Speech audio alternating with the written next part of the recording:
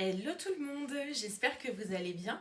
On se retrouve aujourd'hui pour une nouvelle vidéo et j'avais envie de faire une petite présentation du Wild Woman Oracle de Cheyenne Zarat qui est paru très récemment aux éditions Rockpool Publishing. Donc pour le moment il est uniquement anglophone, mais j'ai vraiment eu le coup de cœur en fait pour cet oracle. C'est une très très très belle découverte. Je m'attendais pas en fait à à avoir vraiment un coup de cœur aussi prononcé pour ce deck.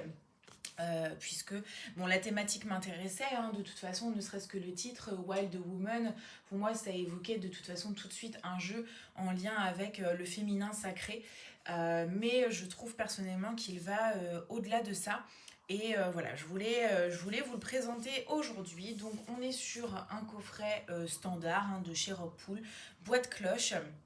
Et donc au niveau de la colorimétrie du jeu, on va être sur des dessins en noir et blanc avec à chaque fois des éléments cuivrés comme ceci. Alors c'est un cuivré brillant, on va le voir aussi sur les cartes. Je trouve ça très très original, c'est pas commun et c'est plutôt sympa. Donc tout d'abord on a le traditionnel guidebook, j'ai envie de vous dire, avec au début un mot de la créatrice, des exemples de tirage, mais on est vraiment sur des choses extrêmement basiques, c'est-à-dire le tirage à une carte ou bien le tirage à 3 cartes, donc rien de sensationnel par rapport à ça. Et donc ensuite ça se présente toujours de la même manière, le guidebook est en couleur, c'est pas du papier glacé, c'est du papier mat. Et donc on a un visuel de la carte, le mot-clé principal, son titre. Ici, on a une petite question pour s'auto-interroger, je dirais, par rapport à l'énergie de la carte qui est tirée. On a ensuite un message et enfin la symbolique de ce qui a été choisi comme illustration, comme déité ou autre pour représenter l'énergie de la carte. Au niveau du deck, c'est pareil, on est sur quelque chose de très standard. La boîte est très jolie, elle est illustrée également à l'intérieur, y compris le couvercle. Hop, je vais mettre ça de côté. On est sur un oracle standard, puisque je vais vous dire, il y a 36 cartes, voilà. Donc on est sur une très bonne qualité de carte, hein, comme toujours chez Rockpool Publishing. Le papier, enfin le carton est glacé. On a le dos qui est comme ceci, que je trouve très poétique pour ma part, très féminin, très poétique. Les cartes sont réversibles, mais il n'y a pas d'interprétation, hein, dans le guidebook endroit-envers, donc dans ce cas-là, enfin, ça ne nous intéresse pas. Les tranches sont noires mat et ça j'aime beaucoup beaucoup beaucoup. Je trouve que ça rajoute un petit quelque chose à ce deck. Disons que en termes de finition, je trouve que c'est très sympa. Et donc ensuite on a les illustrations qui se présentent comme ceci. Donc à chaque fois on a une bordure, on a ce fond et ces illustrations qui sont en cuivré brillant, hein. C'est très particulier, mais voilà, je trouve que ça donne un charme vraiment au deck. Et donc on y va, c'est parti. Donc à chaque fois on a ce qui est représenté sur la carte et en dessous on a un mot-clé complémentaire. Et donc on a un mélange de déités, de sabbats, d'éléments witchy en lien avec voilà, la Wicca, la sorcellerie, etc. Donc, et les illustrations sont extrêmement fournies, comme vous pouvez le voir. Donc là, on est sur Lilith, la première féministe, et donc avec le mot-clé autonomie. Le sanctuaire de novembre, donc pour moi c'est en lien avec le sabbat de Samhain et je trouve que l'illustration représente extrêmement bien l'énergie, moi en tout cas, hein, pour ma part, qui m'entoure à Samhain, puisque c'est le 31 octobre, donc on rentre vraiment dans la saison sombre, dans l'automne, l'hiver, il fait plus froid, les jours raccourcissent et effectivement j'aime bien passer mon temps à boire du thé, allumer des bougies, rester au chaud sous un plaid avec mes chats et lire aussi beaucoup. Je lis beaucoup plus en automne-hiver qu'au printemps et en été. Et voilà, regarder la lune effectivement par ma fenêtre, c'est quelque chose qui représente bien pour ma part en tout cas l'énergie qui se dégage à cette époque de l'année et j'aime beaucoup. Là, on a une déité, Yemaya, la mère de tout ce qui est, donc avec cette représentation très très belle. On a de tout hein, en termes de folklore, je dirais. Vassilissa, la sage, avec comme mot-clé l'intuition. Donc là, on arrive au sabbat de Yule avec comme mot-clé l'espoir. Et donc là, effectivement, on retrouve aussi, je trouve, une ambiance très cosy, très cocooning et très witchy, très en lien avec le sabbat de Yule. C'est vraiment comme ça que je me le représente et que j'essaye d'aménager mon intérieur du coup à cette saison de l'année. Donc là, on a cette représentation d'Esmeralda, pour ceux qui ont la référence, lorsqu'elle est dans la cathédrale de Notre-Dame et qu'elle allume des chandelles. Donc j'ai trouvé ça intéressant. Là, on a une représentation, une déité, je dirais, amérindienne. Le sabbat d'Ostara, avec cette idée de nouveau départ, nouveau commencement. On recommence à sortir dehors au printemps. La nature qui s'éveille à nouveau. Et sur bon nombre des cartes, on a toujours cette présence de la lune qui est là et qui voilà, est un symbole très très fort du féminin sacré, de la féminité, de la connexion avec voilà, les sorcières. Donc j'aime beaucoup. La créativité, ou cette idée aussi, j'ai trouvé un peu de crafting et de voilà, faire ses petites potions, ses petits sortilèges avec toute sa bibliothèque witchy et je trouve ça vraiment très très sympa. Artémis, déesse de la chasse.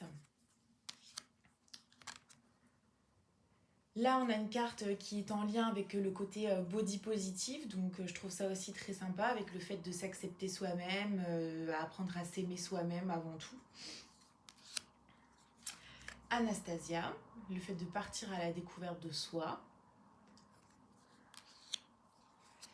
La paix de la déesse, et donc avec cette idée de trouver la paix intérieure, et donc c'est pareil, hein, j'aime énormément toutes les symboliques avec les petites cartes de tarot, la petite boule de cristal, des bougies, du thé, toujours des livres. C'est vrai que quand on pratique la sorcellerie, on lit énormément, on est tout le temps en train d'apprendre, d'avoir le nez dans des ouvrages pour voilà, étoffer ses connaissances, je dirais. Ici, c'est pareil, on a des petits symboles en lien avec la sorcellerie et voilà, j'ai beaucoup aimé. Et toujours cette idée que dehors il fait froid, on est bien niché au chaud chez soi avec son petit chat et toujours cette lune qui est présente dans les illustrations.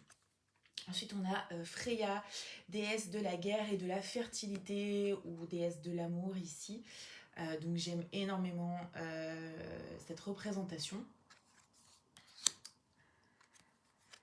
La saison de la sorcière, et donc là c'est pareil, on retrouve beaucoup de symbolique de la pratique de la Wicca.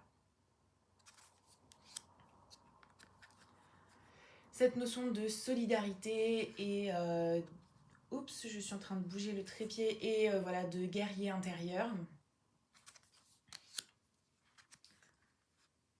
Donc la sorcière des bois d'hiver.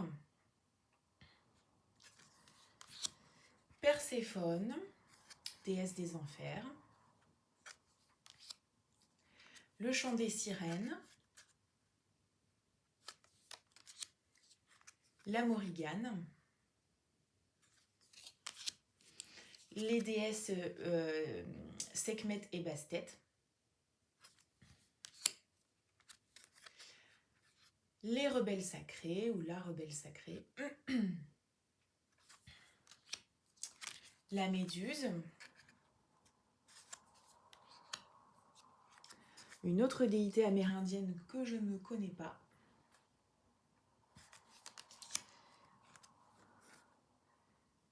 Et donc là c'est pareil, une petite représentation. La petite souris, je la trouve vraiment super mignonne. la déesse Skadi.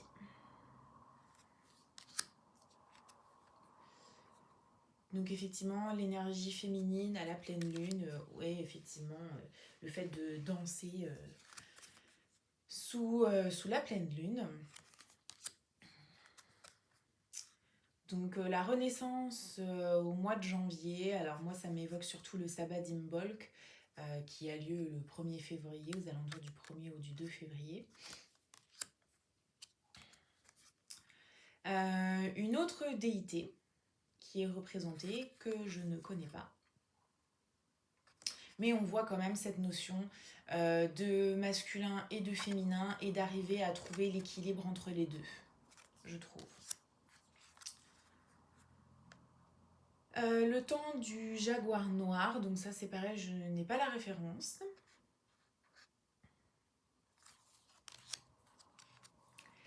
La reine des fées, avec cette notion de protection. La déesse Hécatée, donc la déesse des croisements. Alors ça, j'ai beaucoup aimé la référence puisqu'il s'agit de notre grande prêtresse intérieure et avec forcément cette référence à la grande prêtresse dans le tarot traditionnel. Ça, j'aime beaucoup. Le fait de savourer la solitude et de rester chez soi et comme d'habitude avec voilà, bien au chaud, au coin du feu, à lire des livres avec des bougies et son chat. Savourer le temps qui passe en fait avec cette petite pendule et voilà, savourer son petit thé bien chaud. Et enfin, pour terminer, Morana, la déesse de la mort. Et voilà, on en a terminé avec le flip flou. Et vraiment ce que j'aime beaucoup et ce qui m'a énormément surprise, agréablement surprise dans ce jeu, c'est qu'on a un mélange d'un peu tout, c'est-à-dire les sabbats, la Wicca et ce qui peut être un petit peu le quotidien, ou en tout cas le cycle, la roue de l'année d'une sorcière, ainsi que de très grandes, plusieurs figures, plusieurs divinités qui sont pour la plupart très très très connues et qui font partie des divinités les plus importantes dans le domaine de la pratique de la sorcellerie, en lien avec le féminin sacré, le fait de s'affirmer, d'être en connexion avec soi-même, en connexion avec son intuition. Et en fait, je trouve que ce deck, du coup, il regroupe vraiment tout ça en un seul, en un seul deck. J'ai vraiment tout ça qui est regroupé. J'ai pas besoin de sortir plusieurs jeux pour pouvoir toucher un petit peu à tous ces sujets. Et je le trouve très puissant, très fort comme deck.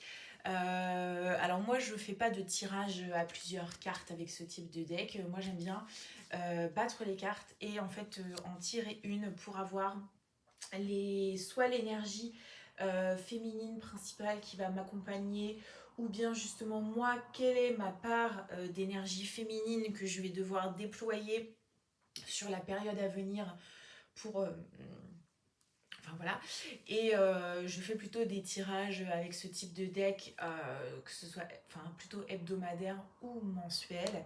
Et à chaque fois, je l'ai toujours trouvé très pertinent et voilà, et j'aime vraiment beaucoup ce qu'il dégage et les énergies qu'il dégage et ce qu'il représente. Donc voilà, j'espère que ça vous aura donné envie de le découvrir et de vous le procurer. Je vous mettrai le lien dans la barre d'infos, je l'ai eu sur Amazon. Et voilà, c'est un très beau jeu et vraiment je le trouve très puissant. C'est une petite pépite, vraiment très belle découverte. Bah écoutez, j'espère que cette vidéo vous aura plu et moi je vous dis à bientôt.